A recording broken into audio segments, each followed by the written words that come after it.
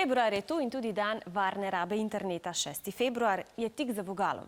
Infodromovci verjetno že dobro veste, da z objavo fotografij na družabnih omrežjih nimamo več nadzora na tem, kdo vse jih bo videl ali delil naprej. Ampak, ker v spletkah redno opozarjamo, kako se zaščititi, smo tokrat pripravili malo drugačen prispevek. Vaš telefon je namreč lahko krivec za to, da staknete uši in vsi, ki smo jih že imeli, vemo, kako neprijetna nadloga je to.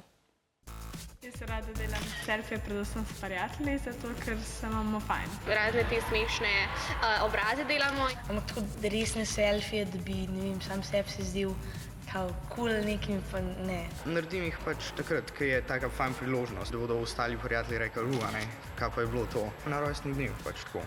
Pa če gremo kam z družino. Če jih sam delaš, da potem bolj kdaj sram pokazati, če imaš pa prijatelja, pa bolj tako pokažeš, pa se začneš tako skup pokazati. Ponavadi damo glave skupaj vedno, zato ker manj prostora vzame, pa če v zadnje se vidi. A vaše belgijske vrstnike je zdravnik posvaril, da ima lahko tiščanje glav skupaj tudi zoprno posledico. Tako se prenašajo uši. Dat is gewoon super raar, omdat iedereen doet dat wel eens. Maar als je een beetje nadenkt, is het wel logisch. Want ja, je pakt dan een selfie, je wilt dichtbij staan, bij elkaar staan. En dan kunnen de luizen makkelijk van hoofd naar hoofd gaan.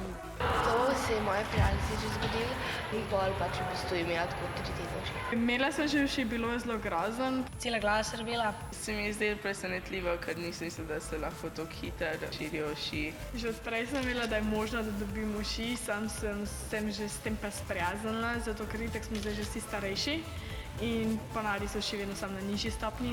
Moji prijatelji bi mi najbolj povedali, če bi imeli uši, in pa ne bi delali selfijev. Moramo biti malo bolj pozorni, ko delamo selfije, ampak da so pa tudi drugi razlogi, zakaj lahko dobimo uši. Take izkušnje si pa nekako ne želim imeti, no.